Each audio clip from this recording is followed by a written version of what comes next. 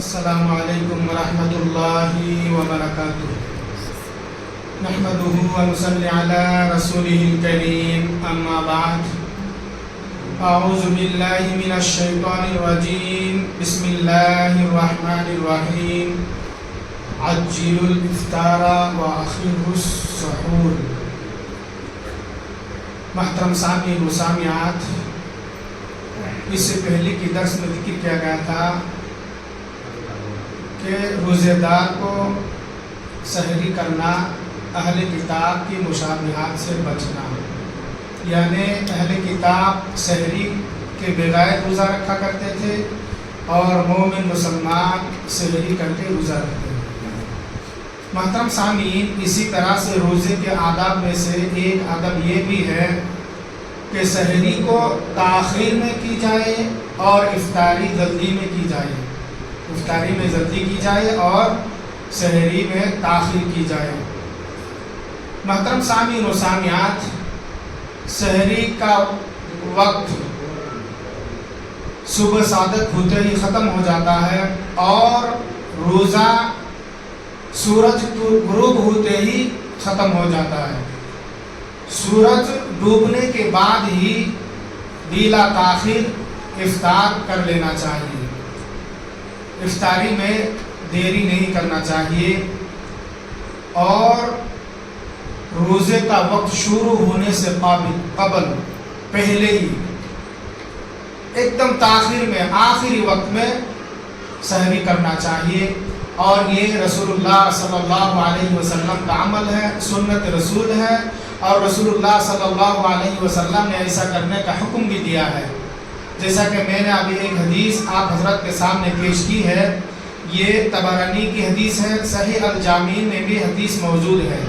اللہ کے نبی صلی اللہ علیہ وسلم نے ارشاد فرمایا،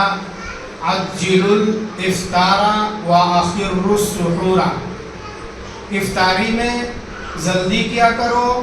اور سحری تاخیر میں کیا کرو۔ اللہ کے نبی صلی اللہ علیہ وسلم نے اس حدیث مبارکہ میں فرماتے ہیں کہ تم افطاری میں جلدی کیا کرو، یعنی سورج ڈوبتے ہی غروب ہوتے ہی بلا تاخیر دیر نہ کر کے ترنت جلدی کرتے ہوئے افطاری کرو اور سحری کو اس کے آخری وقت میں کیا کرو۔ جیسے کہ بخاری کی ایک حدیث ہے، حضرت سہل بن سعد رضی اللہ تعالی عنہ بیان فرماتے ہیں کہ میں نے اپنے گھر والوں کے ساتھ سحری کیا کرتا تھا، اور سحری کرنے کے بعد میں جلدی کرتے ہوئے مسجد میں نماز کے لیے چلے جاتے تاکہ میں رسول اللہ صلی اللہ علیہ وسلم کے ساتھ نماز پڑھوں۔ یعنی صحابہ کرام بھی جب اپنے گھر میں سحری کرتے تو سحری کرنے کے بعد بہت جلدی مسجد میں جایا کرتے، یعنی صحابہ کرام ایک دم تاخیر میں آخری وقت میں سحری کرتے، کیونکہ جلدی جاتے ان لوگ اس لیے کہ رسول اللہ صلی اللہ علیہ وسلم کے ساتھ باجماعت فجر کی نماز پڑھ پائے، یعنی رسول اللہ صلی اللہ علیہ وسلم نے بھی تاخیر میں سحری کر کے ترنت مسجد میں نماز کے لیے چلے جاتے تھے۔ یعنی رسول اللہ صلی اللہ علیہ وسلم کے دور میں صحابہ کرام اور رسول اللہ صلی اللہ علیہ وسلم خود بھی سحری تاخیر میں کرتے تھے، آخری وقت میں کرتے تھے اور اس کے بعد نماز پڑھتے۔ اسی طرح سے بخاری ہی کی ایک روایت ہے، حضرت زید بن ثابت رضی اللہ تعالی عنہ فرماتے ہیں کہ میں نے رسول اللہ صلی اللہ علیہ وسلم کے ساتھ سحری کیا کرتا تھا، آپ صلی اللہ علیہ وسلم کے ساتھ سحری کھاتا، اور نبی اکرم صلی اللہ علیہ وسلم سحری کھانے کے بعد ترنت نماز کے لیے نکال جاتے۔ حضرت انس رضی اللہ تعالی عنہ فرماتے ہیں میں نے ان سے پوچھا کہ سحری اور اذان کے درمیان کتنا وقت کا وقفہ ہوتا، رسول اللہ صلی اللہ علیہ وسلم جو سحری کرتے اس کے بعد جو اذان دیتے اس میں کتنا وقت رہتا؟ تو انہوں نے جواب میں کہا کہ 50 آیات پڑھنے کا برابر، یعنی رسول اللہ صلی اللہ علیہ وسلم سحری کرنے کے بعد آپ نماز کے لیے جاتے اور اذان ہوتی،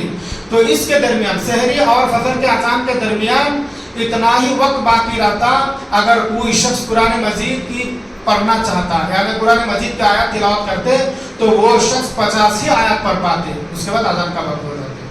محترم سامعین و سامعات، آج کے اس مختصر درس سے ہمیں اور آپ کو خصوصی طور پر جو بات معلوم ہوا ہے وہ یہ ہے کہ روزے کے آداب میں سے ایک آداب یہ بھی ہے کہ سحری کو تاخیر میں کی جائے اور افطاری جلدی کی جائے، اور یہ نبی اکرم صلی اللہ علیہ وسلم کا عمل ہے، سنت ہے، اور آپ صلی اللہ علیہ وسلم نے ہمیں اور آپ کو اس پر عمل کرنے کا حکم بھی دیا ہے۔ اور یہ بھی معلوم ہوا کہ رسول اللہ صلی اللہ علیہ وسلم کے دور میں آپ صلی اللہ علیہ وسلم اور صحابہ کرام جو سحری کھایا کرتے تھے، کھانے کے بعد آذان اور سحری کے درمیان اتنا ہی وقت باقی رہتا، اگر کوئی شخص قرآن کو پڑھنا چاہتا تو وہ 50 آیات ہی پڑھ پاتے۔ لہٰذا ہمیں اور آپ کو چاہیے کہ ہم رسول اللہ صلی اللہ علیہ وسلم کے اس عمل کو اپناتے ہوئے، سنت پر نظر رکھتے ہوئے ہم بھی اس پر عمل کریں۔ اللہ تبارک و تعالیٰ سے دعا ہے کہ اللہ تعالیٰ ہم تمام کو ان احادیث پر عمل کرنے کی توفیق عطا فرمائے۔ اللہم آمین یا رب العالمین۔ سبحانک اللہم و بحمدک، اشہد ان لا الہ